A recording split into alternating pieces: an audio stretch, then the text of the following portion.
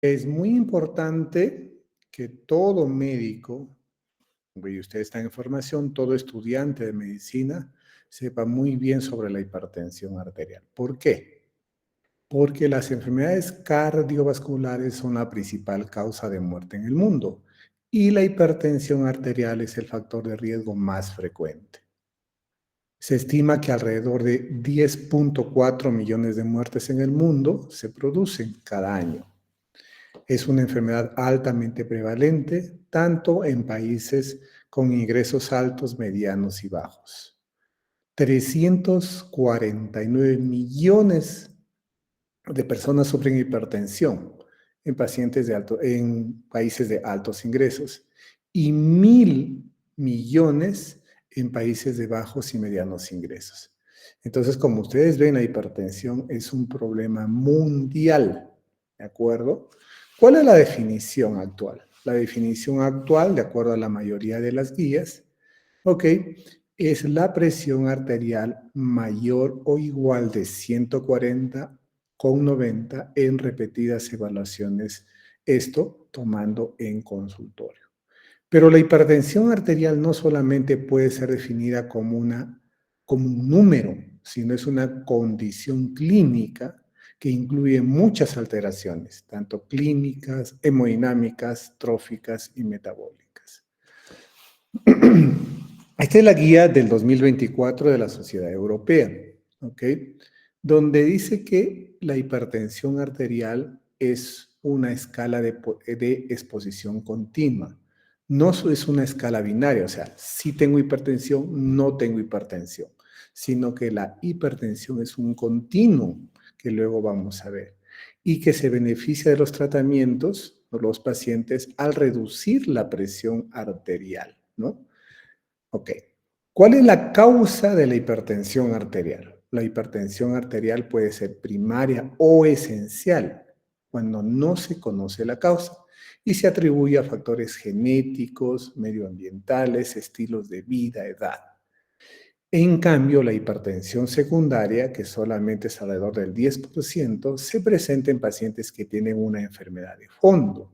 Esta enfermedad de fondo puede ser la apnea del sueño, uso de medicamentos como corticosteroides, AINES, anticonceptivos, algunos antineoplásicos, secundario a enfermedades renales, muy frecuente, en glomerulonefritis, tumores renales, poliquistosis, trastornos hormonales como el feocromocitoma, Cushing, consumo de sustancias psicoactivas como cocaína, alcohol, etcétera, y una cardiopatía común muy frecuente que a veces pasa por desapercibida, que es la coartación de la aorta. En cuanto a la epidemiología, la hipertensión arterial junto con el tabaco y el colesterol, asimismo con la diabetes, son los principales factores de riesgo para tener accidentes cerebrovasculares, ¿ya? Y los hipertensos fallecerán por enfermedad cardiovascular, la mitad de los casos, 33% por enfermedad cerebrovascular, 10 a 15% por insuficiencia renal y 2 a 7% por otras causas. La hipertensión arterial es el primer motivo de consulta de todas las patologías crónicas en el Hospital Regional de Cajamarca. Cuando hacemos nosotros los indicadores, vemos que la hipertensión arterial es el motivo de consulta también más frecuente. Miren ustedes la prevalencia de la hipertensión en el mundo, ¿no? Alrededor del 34% en África y parte de países de Europa. En América estamos entre un 30-32%. Eso es altísimo. O sea, 30% de la población es altísimo. Significa 1 de cada 3 personas adultas sufren hipertensión arterial, ¿no? Acá tenemos en Estados Unidos, miren ustedes, ¿no? Que obviamente en jóvenes es menos frecuente, ¿no? Y en hombres mayores de 75 años es muy frecuente, tanto hombres como mujeres alrededor de 84%, ¿no? Y de acuerdo a la raza, pues más o menos se distribuyen todos, ¿no? Todos alrededor del 50%, ¿no? Bueno, la raza blanca tiene un poquito más del 56%, de prevalencia de hipertensión arterial. En el Perú se han hecho varios estudios, el tornasol 1 y el tornasol 2, y donde se encuentra la prevalencia, en el primer lugar, alrededor del 24% y en el tornasol 2, alrededor del 27%. O sea, estamos hablando de alrededor del 30% de pacientes que sufren de hipertensión arterial. Pero este no es el problema. Miren, nosotros de un 100% de pacientes que sufren de hipertensión arterial, menos de la mitad conocen o saben que son hipertensos. Y de estos, solamente un grupo pequeño, casi la mitad, recibe tratamiento. Y de este grupo, no todos llegan a controlar la presión arterial. Solamente un pequeño grupo llega a tener control de la hipertensión arterial. De allí que la gran importancia de hacer un diagnóstico adecuado y convencer al paciente de que inicie un tratamiento y hacerle un seguimiento que este tratamiento cumpla con las metas. En cuanto a la fisiopatología, hemos dicho que la hipertensión primaria, ¿no? Primaria o esencial, depende mucho de predisposición genética, consumo de sal, el estrés, el sedentarismo, la obesidad, el exceso de alcohol. Todo esto lleva a hipertensión arterial y que con el tiempo la hipertensión arterial lleva a enfermedades cerebrovasculares, insuficiencia cardíaca, infarto al corazón, enfermedad vascular periférica, disección de aorta y también la temida insuficiencia renal. Para el origen de la hipertensión arterial hay factores genéticos, factores conductuales, ¿no? Factores medioambientales y factores socioeconómicos, los cuales van a activar en su conjunto mecanismos renales, mecanismos neuronales, mecanismos vasculares, mecanismos hormonales, ¿no? Por ejemplo, el sistema renina-angiotensina, el sistema endotelina, las hormonas sexuales, etcétera, etcétera, lo que va a producir el desarrollo de la hipertensión arterial. Como les decía, la hipertensión arterial no solamente es un numerito, sino que afecta a muchos órganos, a los ojos, produciendo retinopatía hipertensiva, al cerebro, produciendo ACV y muchas otras enfermedades, a las arterias periféricas, a la microcirculación, a los riñones, produciendo pues en estadios finales enfermedad renal avanzada que termina en diálisis. Y en el corazón, hipertrofia, crecimiento del corazón, fibrilación auricular, infarto al miocardio, insuficiencia cardíaca. Lo que les decía, que la Sociedad Europea de Cardiología plantea que ya no deben haber grupos así, ¿no? Una escala, digamos, ordinal, ¿no? Una escala para la presión arterial, sino que la presión arterial debería clasificarse en tres grupos: presión no elevada, o sea, está todo ok, presión elevada e hipertensión arterial. Recientemente, hace unos mesecitos, menos todavía, la Sociedad Americana, ¿no? Sociedad Americana de Cardiología, ¿no? En el JACC, publicó esta categoría de clasificación de la presión arterial, donde ponen a la presión normal menos de 120/80. Ok, perfecto. También ponen una presión elevada de 120 a 129, ¿no? Y menor de 80. E hipertensión estadio y estadio 1 y 2. Estadio 1 de 130 a 139, de 80 a 89, y estadio 2 mayor o igual de 140, ¿no? Con 90. Miren ustedes, muy parecido a la clasificación de la Sociedad Europea de Cardiología. Sin embargo, la Sociedad Europea de Cardiología dice, ¿no? Muy bien, la presión en consulta, no elevada, menos de 120/70. ¿Qué dice acá? Menos de 120/80. Parecida. Presión arterial elevada, de 120 a 139 y de 70 a 89. 120 a 139 y hasta 79. Parecida, pero no concuerda exactamente. Y luego ya envía un valor de presión en rango de hipertensión mayor de 140/90. ¿Ok? Y acá correspondería al estadio 2, 140/90. pero hay un estadio 1 según los americanos de 130, 139 y 80, 89. Ok, en términos prácticos, menos de 120, 70 está todo ok, y mayor o igual de 140, 90, ese es hipertenso que requiere tratamiento sí o sí. ¿Ok? ¿Por qué se presenta la hipertensión? Ya hemos dicho, por factores ambientales, genéticos, etcétera, etcétera. Y la hipertensión pues no viaja sola, viaja con otros factores de riesgo como son la predisposición genética a sufrir enfermedades cardiovasculares, la edad mayor de 55, 65 años convierte a un paciente con mayor riesgo, dilipidemias, diabetes y tabaquismo, ¿no? También hay otros factores de riesgo menor que están ahí mencionados. Es muy importante estratificar el riesgo en todo paciente con hipertensión. ¿Por qué? Porque todo paciente con una presión mayor de 140/90, todos, sin excepción, van a tratamiento. Sin embargo, el grupo de hipertensión estadio 1, según los americanos, y el grupo de presión arterial elevada, según los europeos, se benefician de tratamiento si además tienen tratamiento medicamentoso, enfermedad cardiovascular establecida, enfermedad renal establecida moderada o grave, otros daños de formas de daño de órgano blanco, diabetes o hipercolesterolemia familiar.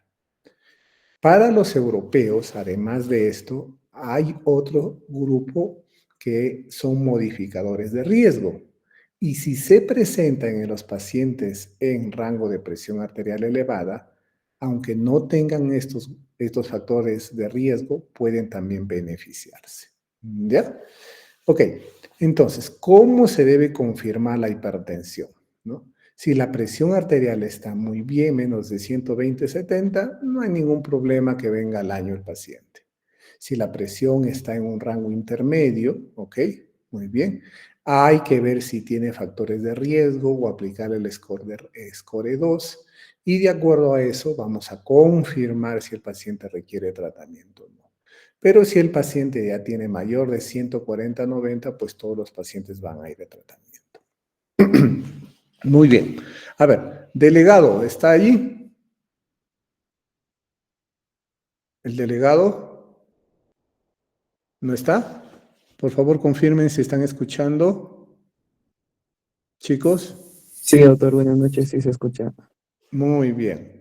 A ver, ¿cuáles son las manifestaciones de la hipertensión arterial? El número 1 del grupo, de la lista, ¿quién es?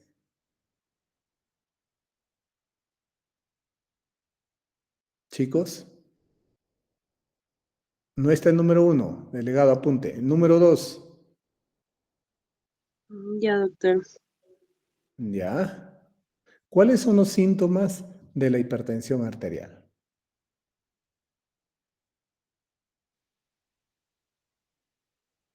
Cefalea,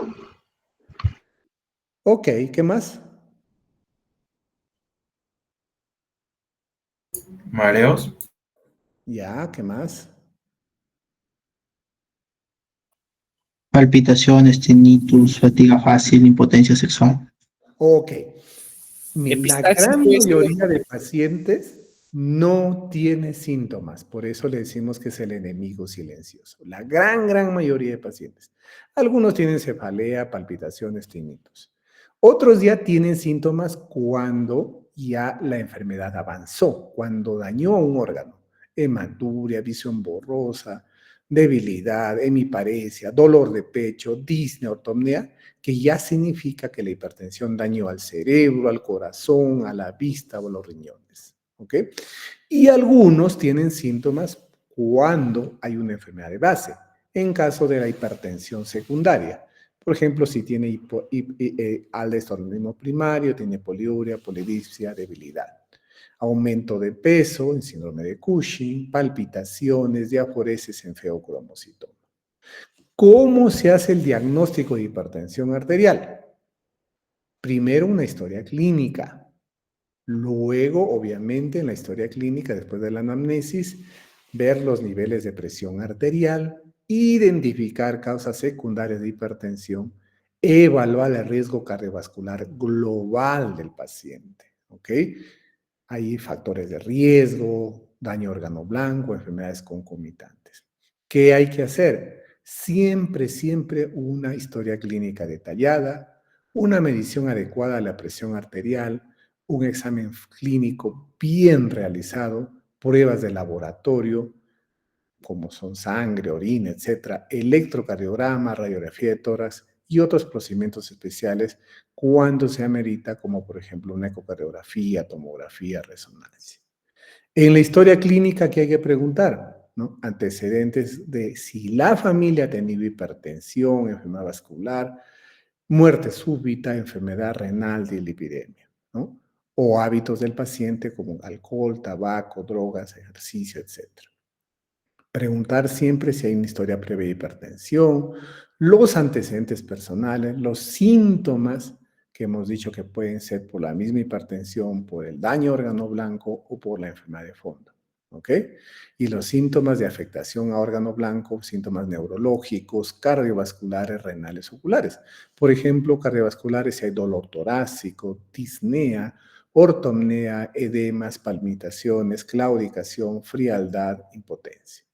En el examen físico, el aspecto general, el peso, la talla, la presión arterial, el examen de la piel, en el cuello las carótidas, las yugulares, la tiroides, en el corazón, auscultar bien el corazón, si hay un tercer ruido, cuarto ruido, si hay arritmias, la auscultación pulmonar, ver si hay crepitantes o no, en el abdomen si hay masas, por ejemplo, aneurisma de aorta, visceromegalias, soplos abdominales o lumbares en caso de estenosis de la arteria renal, en las extremidades los edemas, a tomar el índice brazo-tobillo, exploración neurológica completa. Muy bien.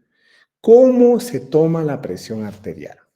Hay tres métodos. Uno, la toma en el consultorio.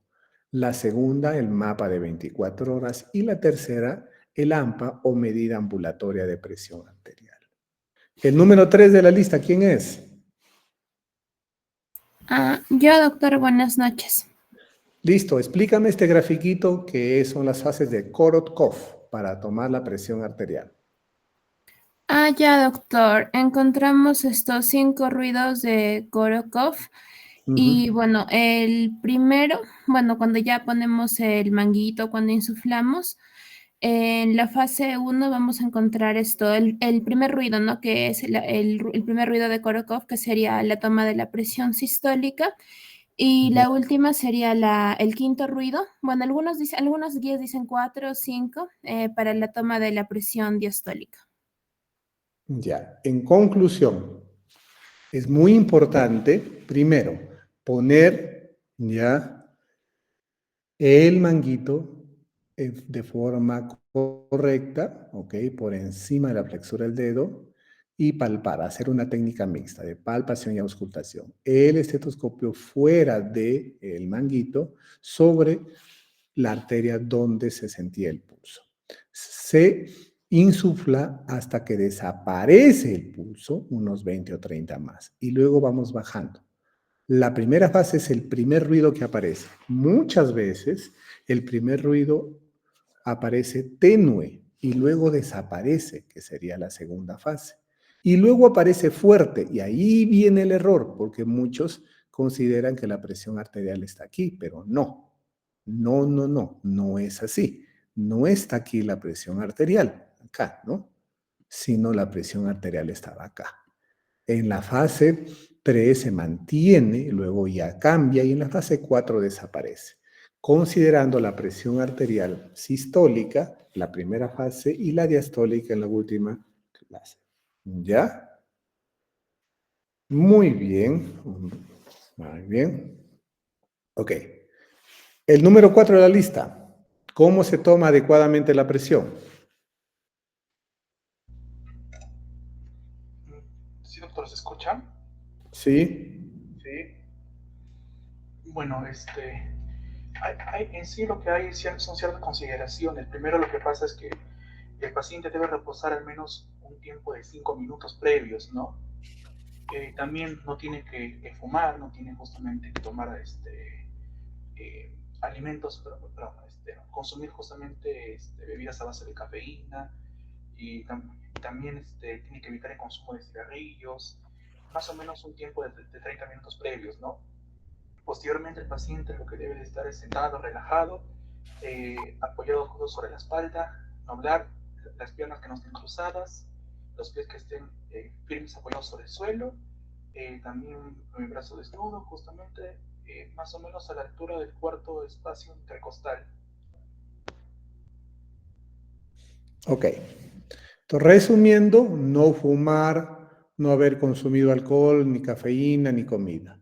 Habitación silenciosa, temperatura confortable, descanso, no hablar, espalda apoyada, brazo a la altura del corazón, brazalete adecuado, ¿ok?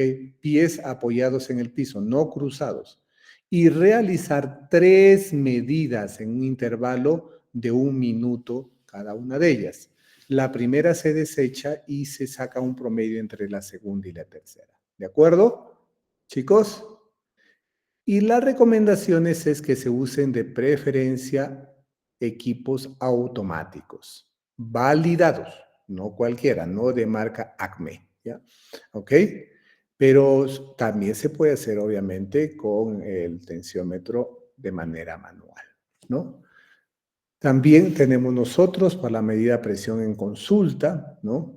Todas las recomendaciones aquí, la automedida de casa, utilizar un dispositivo electrónico también validado, ¿ok? Los valores para presión arterial en rango de hipertensión varían de acuerdo al método. Miren ustedes, en el famoso monitoreo de casa es 135,85, mientras que en el hospital es 140,90, ¿de acuerdo? Y el otro aparatito es el mapa de 24 horas. El paciente se va con el dispositivo. El dispositivo tiene que ser también homologado, ¿ok? Y los valores de presión arterial también varían. 130,80 el valor total, 135,85 de día y 120,70 durante la noche. Entonces, son 3 métodos diferentes, ¿no? Con 3 valores diferentes. Lo que más se utiliza, obviamente, es para todas las recomendaciones y guías, es la medida en el consultorio, ¿ok? Muy bien, este es el mapa, por ejemplo, miren, van dando los datos de día y de noche. Este es un paciente que en la noche baja su presión arterial y se le llama Dipper, eso es normal. En cambio, en la noche le sube la presión arterial y es el Riser. Son más peligrosos. En cuanto a los exámenes auxiliares, ¿qué tenemos que hacer?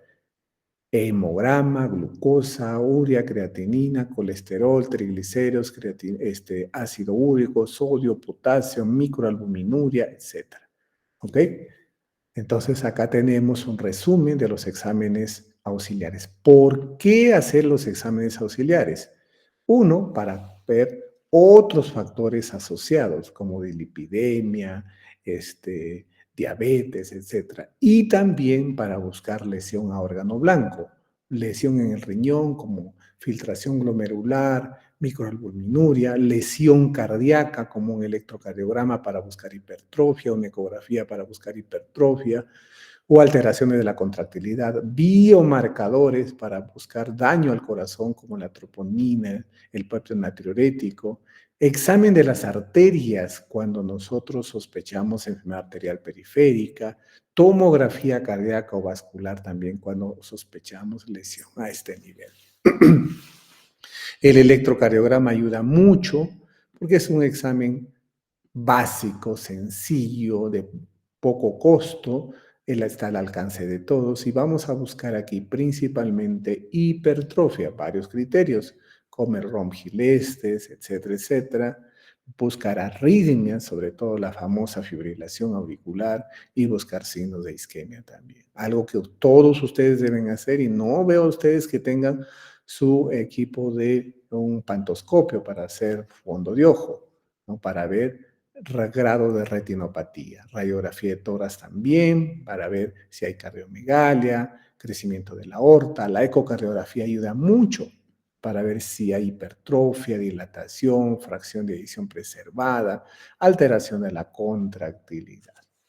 Ahora sí, muy bien, una vez que ya hemos evaluado bien a nuestros pacientes, hay que tratarle.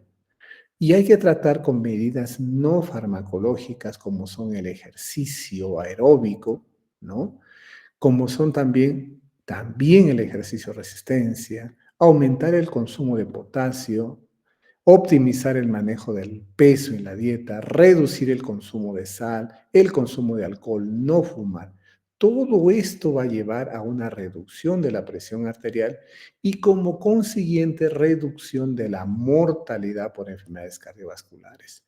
Hay una serie de páginas en las diversas sociedades donde nosotros podemos bajar algunos de estos ayudas audiovisuales, imprimirlos para dar al paciente. El paciente te va a entender mejor cuando presentamos esto, ¿no?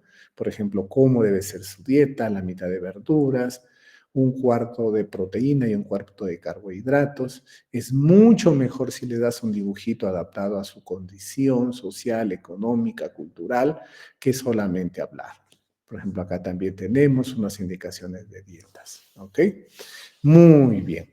Entonces, ¿cuándo empezar el tratamiento de la presión arterial elevada, ¿no? O la hipertensión arterial? Si tiene mayor de 140/90, siempre hay que dar tratamiento. Siempre, siempre, siempre. ¿Ok?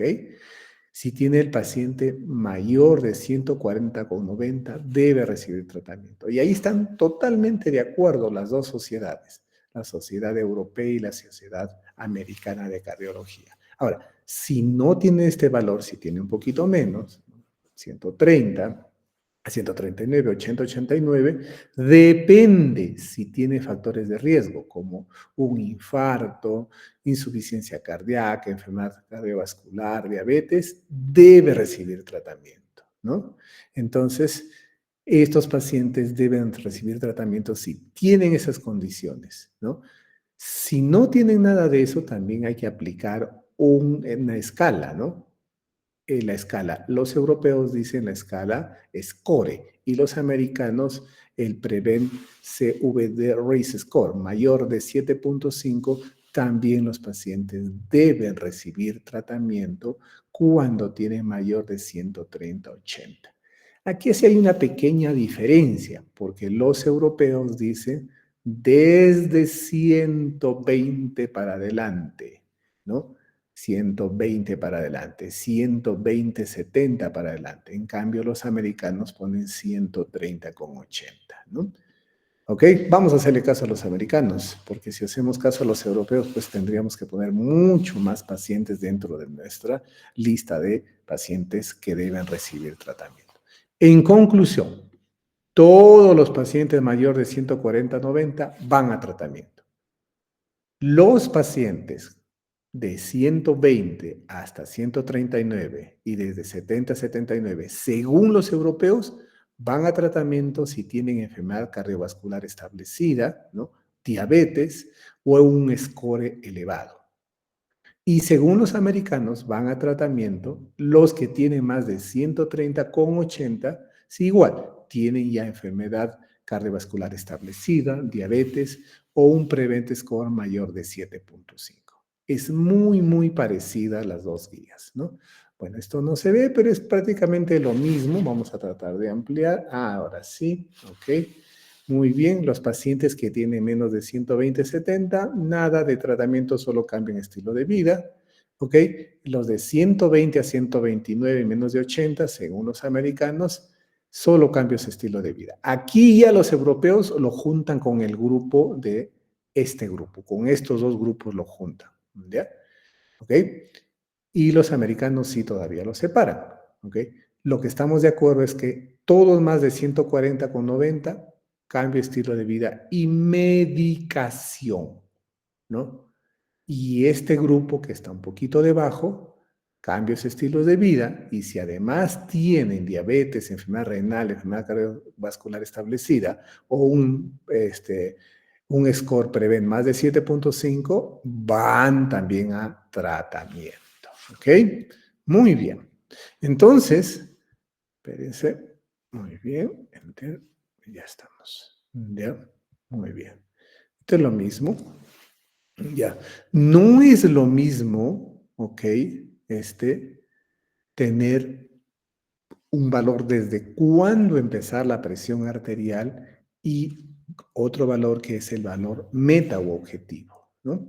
En el tratamiento farmacológico, ya luego voy a explicar eso, los medicamentos que deben empezarse son un IECA o ARA2, enalapril o losartán, un calcio antagonista, amlodipino o nifedipino, una tiazida, hidroclorotiazida, clortalidona o imapramida. Estos son medicamentos de primera línea con los que se debe empezar. Y la tendencia es que se usen dos, que serían este con este, el primero con el segundo o primero con el tercero. Los beta bloqueantes ya no se utilizan como primera línea, a menos que el paciente tenga insuficiencia cardíaca o posinfarto de miocardio. ¿Ya?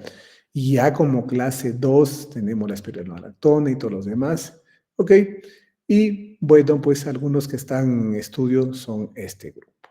¿A quién tratar? Según los europeos, menos de 120/70 no necesitan.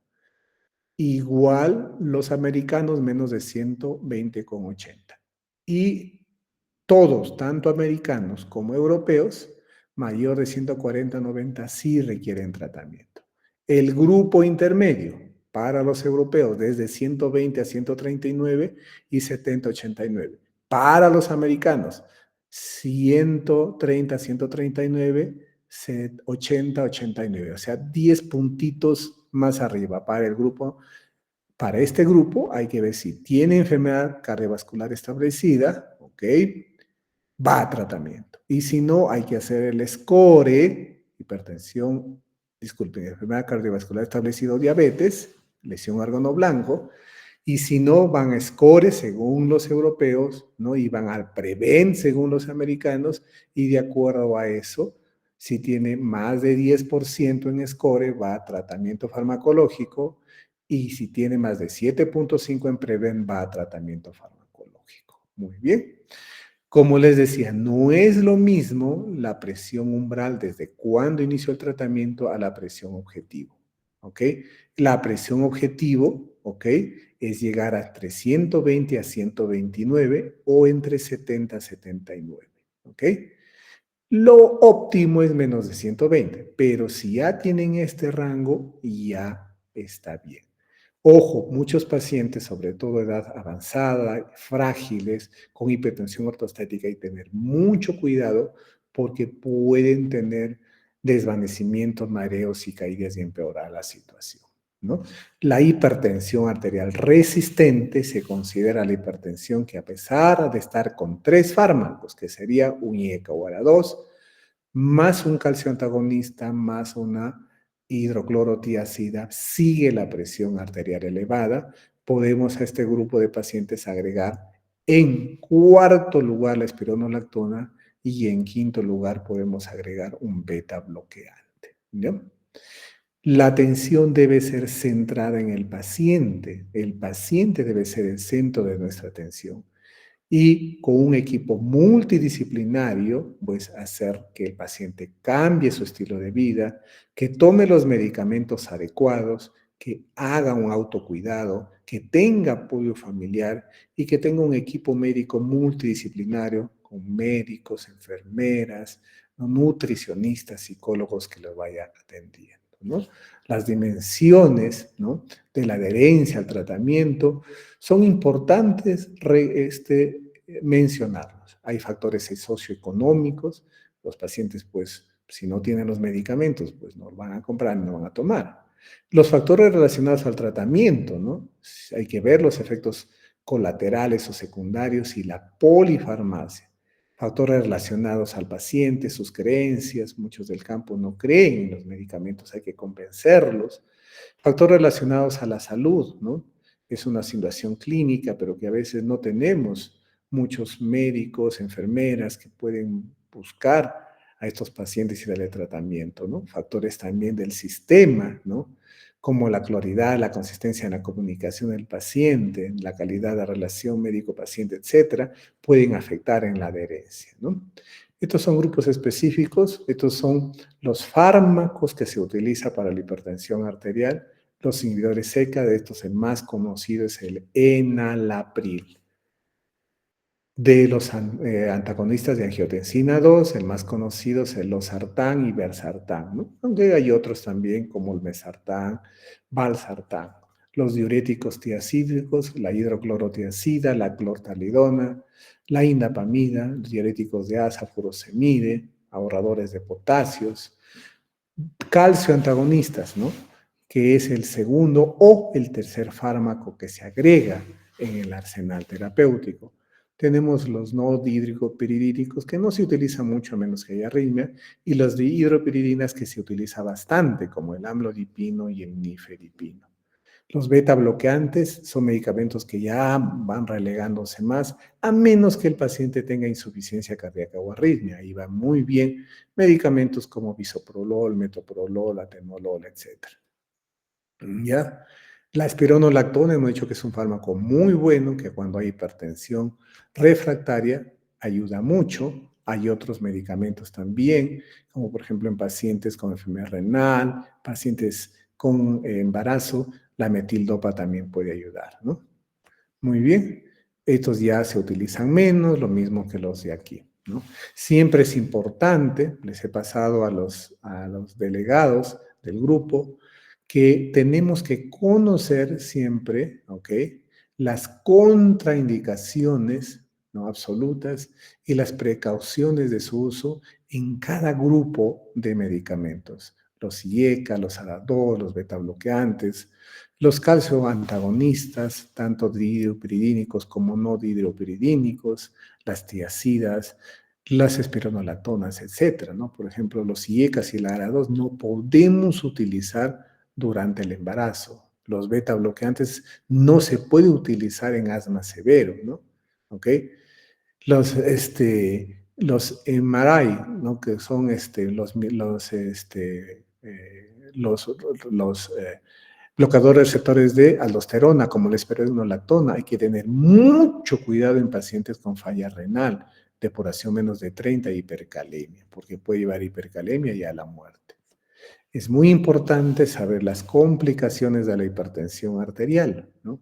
Que va a llevar a un deterioro progresivo de los órganos y esto a la muerte. ¿Cuál es la secuencia? La hipertensión primero aparece como factores nada más que tenemos, luego se presenta la prehipertensión, bueno, los valores que hemos visto ahí, de acuerdo a los europeos, que son presión arterial elevada, ¿no? Y presión arterial elevada también para los americanos, se da una hipertensión sostenida y una aterosclerosis avanzada que puede producir alteraciones en las arterias como aorta y periféricas, alteraciones en el corazón como hipertrofia, infartos y insuficiencia cardíaca, los famosos EBC isquémicos y hemorrágicos en el cerebro, la enfermedad renal terminal que termina en diálisis y la retinopatía hipertensiva que puede producir hasta ceguera. En conclusión, la hipertensión arterial es frecuente y está asociada con un incremento notable de la mortalidad cardiovascular. La reducción de la presión arterial ha demostrado que baja la mortalidad y debe ser un objetivo en el tratamiento. Según los europeos, se introduce un nuevo valor que es presión arterial elevada, ¿ok? Además, los americanos tienen otro más que es hipertensión estadio 1. Se incide que es muy importante conseguir mediciones ambulatorias para establecer el diagnóstico, no solo las tomas de consultorio, sino los monitoreos ambulatorios de presión arterial con el mapa o el automonitoreo. El tratamiento siempre incluye medidas no farmacológicas, además de farmacológicas, ¿ya? Es importante valorar la presencia concomitante de factores de riesgo cardiovascular para ver si iniciamos o no el tratamiento. La elección del tratamiento debe ser individualizado en cada paciente. Los IECAs ARA2, calcio antagonistas e hidroclorotiazida son el tratamiento de primera línea. Se prefiere siempre terapia combinada a monoterapia, ¿no? Y hay que bajar la presión menos de 130/80, lo más bajo que sea posible y que tolere el paciente, ¿no? La terapia efectiva o más efectiva indicada por el mejor médico no va a controlar la presión arterial si el paciente está motivado y si evaluamos el contexto sociocultural, su familia, sus creencias y hacemos un buen seguimiento al paciente. Es importante que la medicina debe ser personalizada y centrada en el paciente. Bueno, chicos, ya deben estar ustedes muy cansados, ¿ya? A ver, vamos a hacer un resumen. El número 4 de la lista. ¿Quién es el 4 de la lista? Sí, creo que es el de- Delegado, no hay. Doctor, buenas noches. Creo que tocaría el 5 porque el 4 ya habló, Ya, creo, el compañero. el 5 de la lista. Ya, muy bien. ¿Cómo se define hipertensión arterial, no? Para los europeos.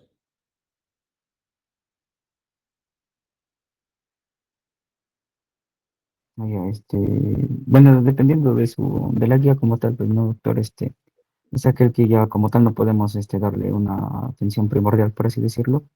Ajá. Ya no podemos modificar nada de esos factores de riesgo y ya pues prácticamente iniciaríamos el tratamiento. Ya, ¿con qué valores se inicia el tratamiento farmacológico? Tanto para los europeos y para los americanos es el mismo valor. ¿Cuál es ese valor?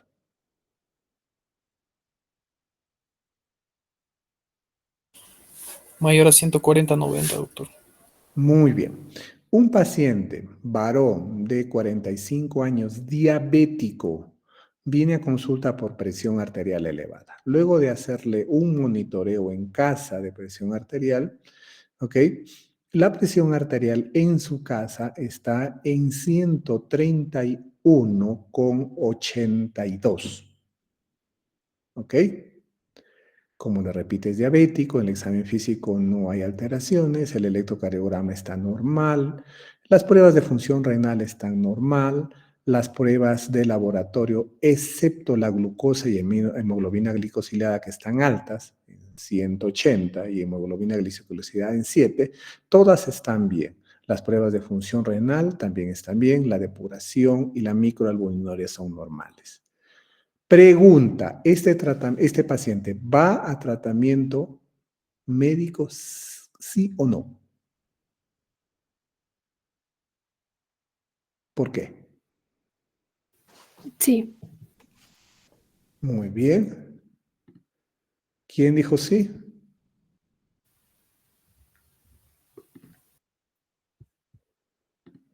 ¿Quién dijo sí y por qué? Yo, Horna Zamora.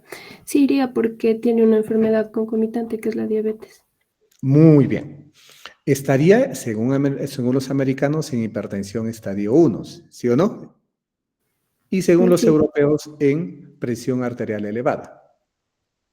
Para ambos están de acuerdo en que si tiene hipertensión y además diabetes o enfermedad de órgano blanco establecida, ¿no? Enfermedad renal, enfermedad cardíaca, vascular, cerebrovascular, ¿no? O un score, hay que hacer el score. Score para los europeos más de 10 y PREVEN para los americanos más de 7.5 va a tratamiento. ¿Por qué este paciente tiene que ir a tratamiento? Por la diabetes. Por la diabetes. Perfecto. Entonces es muy importante buscarles otros factores de riesgo cardiovascular. Ok.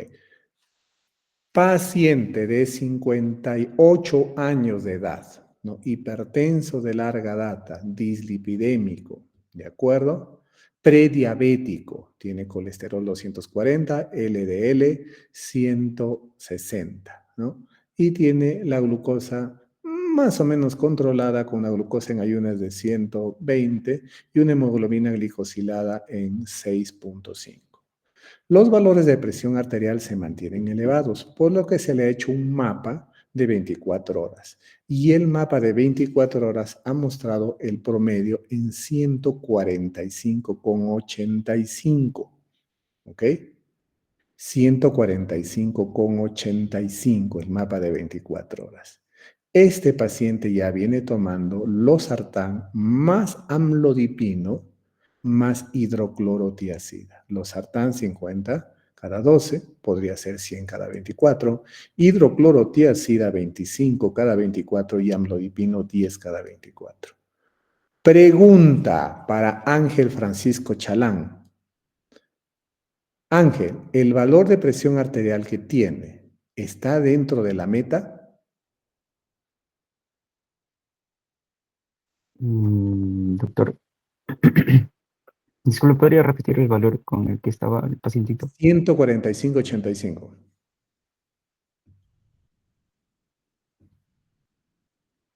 No, doctor. Al menos No por está. mi parte. Perfecto. Entonces significa que la presión no está controlada, ¿de acuerdo?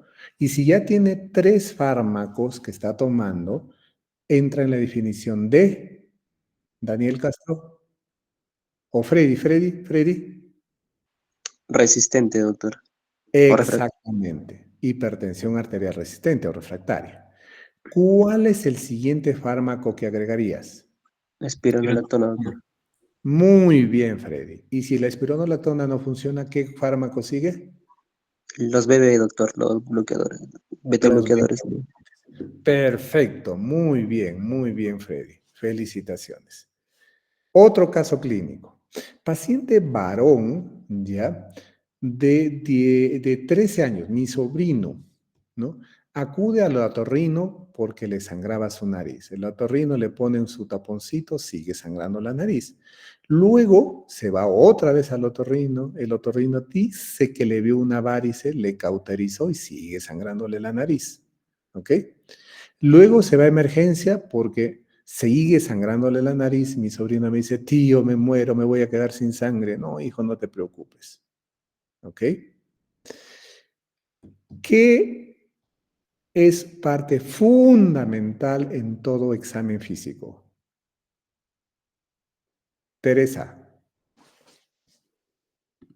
Sí, doctor, buenas noches. La toma de la presión arterial. Exacto, Teresa. Mi sobrino, porque tenía 13 o 14 años, nunca le tomaron la presión. Y además el otorrino no toma la presión. ¿Para qué le va a tomar la presión? Le tomaron la presión y mi sobrino tenía 210,120. Tuvieron que sedarlo, tuvieron que taponarlo bien la nariz y bajarle la presión con nitroprusiato endovenoso y luego le dieron terapia triple, un IECA, una hidroclorotiazida y un calcio antagonista. ¿De acuerdo? Y lo trasladaron a Lima. En Lima llegó a la Almenara, llegó tranquilo y ¡plum! Otra vez sangró, a pesar de estar con sus antihipertensivos y a pesar de estar con sus medicamentos. Hizo una crisis hipertensiva, sangró, tuvo que entrar a hacer la operación y le hicieron un taponamiento anterior y posterior. Intubado, porque tenía las gasas en toda la nariz y en toda la garganta, intubado estuvo 1 mes el pobre chiquito, ¿no? Hasta que ya pues lograron controlar la presión y progresivamente sacar el empaquetamiento de la nariz y el sangrado ya había cedido. Casi se muere mi sobrino. ¿Por qué? Porque nadie le tomó la presión arterial. Pregunta, en ese contexto, ¿consideran ustedes que la presión arterial será primaria o secundaria? Primaria. Primaria. El 90% de la hipertensión es primaria, que se asocia a factores genéticos, hereditarios, medioambientales, estilos de vida. ¿Ok? Estamos hablando de los viejitos de 70, 80 años, ¿no? Que su papá, mamá fue hipertensa y que son gorditos, que no hacen ejercicio y que están viejitos y se preocupan. Se pelean con su esposa y su esposo todos los días. Pero este es un jovencito de 13 años. ¿Será una hipertensión primaria? Secundaria, doctor, puede ser por causa de daño a un órgano blanco. La secundaria significa que hay una enfermedad de fondo y que la hipertensión solamente es la manito de esa enfermedad. La enfermedad de fondo tiene una raíz, tiene un tronco y lo estamos viendo solamente a la ramita, a la hojita. ¿Cuáles son las enfermedades que producen hipertensión arterial? O en otras palabras, ¿cuáles son las causas de hipertensión secundaria más frecuentes en este grupo etario? Por coartación de aorta. Ok, muy bien. Ángelos, para ver si hay cortación de aorta o no, le tomas la presión en el brazo y en la pierna, y le tomas el pulso en el brazo y en la pierna. La presión era igual en el brazo y en la pierna. Entonces no es cortación. ¿Qué será? ¿Qué más será? ¿Puede ser un tumor que produzca catecolaminas, doctor? Le hicieron una tomografía desde la cabeza hasta los pies, buscando feocromocitoma, ácido vanil mandélico, metanefrinas en orina y no encontraron nada. Alteración en las arterias renales. Muy bien, Karina. Le hicieron acá en Cajamarca una ecografía renal donde dijeron que los riñones estaban bien. En Lima le hicieron una ecografía, dijeron que parece y no parece. Luego le hicieron una tomografía con contraste y una arteriografía. Y en la tomografía con contraste y arteriografía encontraron riñón izquierdo, doble arteria, una arriba y otra abajo, las dos buenas. Riñón derecho, doble arteria, ¿no? Una arteria obstruida, un hilito nada más, y la otra arteria que estaba bien. ¿Qué pasó? El ecografista, cuando vio la arteria, se contentó en ver que había una y fluía bien la sangre. Pero mi sobrino tenía una variante, doble sistema, doble arteria, doble vena a cada lado. Y en uno de los lados, ¿no? Una arteria, ¿no? Que era la arteria que iba hacia arriba, hacia el polo superior, estaba con una estrechez crítica y en la inferior tenía un flujo más o menos adecuado. ¿Qué vio el ecografista?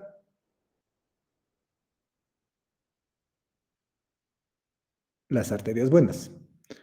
Encontró una al lado derecho, bien. Encontró una al lado izquierdo, bien. La tomografía y la arteriografía mostró que tenía una estenosis, ¿no? De una rama de la arteria. Y eso producía pues aumento de renina e hipertensión renovascular.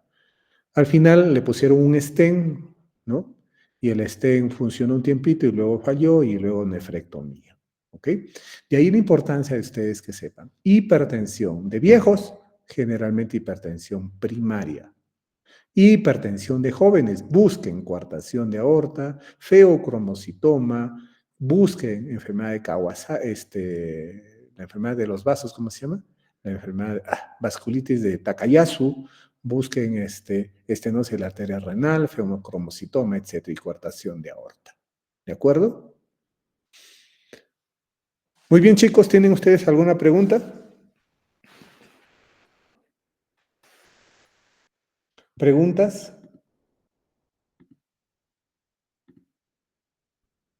¿Preguntas? ¿Ninguna? Doctor, para recordarlo, ¿a cuáles los llamaban los cuatro fantásticos, doctor, ahí en la hipertensión? Ahí está en la insuficiencia cardíaca. No hay ¿En la hipertensión. insuficiencia cuáles son? Insuficiencia cardíaca es 1, un IECA o ARA2, ¿ya? Que bloquea el sistema renina-angiotensina. 2, el beta bloqueante, que bloquea el sistema adrenérgico. 3, el bloqueador de mineralocorticoide, espironolactona. Y 4, los inhibidores de SGLT2, ¿no? Ah, ya, doctor. Porque Esos había son. escuchado algo así también en HTA. Pero ya, doctor, gracias. En HTA, o sea, en HTA, por ejemplo, todavía, por ejemplo, los SGLT2 no están indicados como medicamentos de primera línea, ¿no? No sé, quizás en el futuro sí, ¿ya? ¿Está indicado ya con pacientes que tienen alto riesgo cardiovascular? Sí, como para disminuir el riesgo cardiovascular, ¿no? Pacientes prediabéticos, hipertensos, dislipidémicos, ¿no? Pero como tratamiento en sí de la hipertensión arterial son, primera línea, IECA o ARA2, asociados a hidroclorotiazida o calcio antagonista. Tercer fármaco, IECA o ARA2 más hidroclorotiazida o calcio antagonista más calcio antagonista o hidroclorotiazida. ¿Me dejo entender? O sea, Sí, la doctor. primera línea son de 2 y tú puedes escoger un losartán con hidroclorotiazida o losartán con amlodipino, para decir un medicamento. Y si no controla, pasas a losartán más amlodipino más hidroclorotiazida. Si no controla, es refractaria o resistente y ya pasas a espironolactona. Si no controla, pasas más beta bloqueante, o sea, va sumando. Si no controla, de denervación renal o tratamientos ya otros específicos. Gracias, doctor. ¿Listo? ¿Alguna otra pregunta, chicos?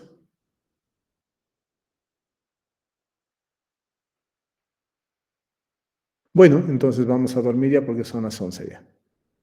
Delegado, por favor, me pasa la lista también. Hay 42 alumnos. ¿Ya? Sí, doctor, por cierto, disculpe la pregunta acá.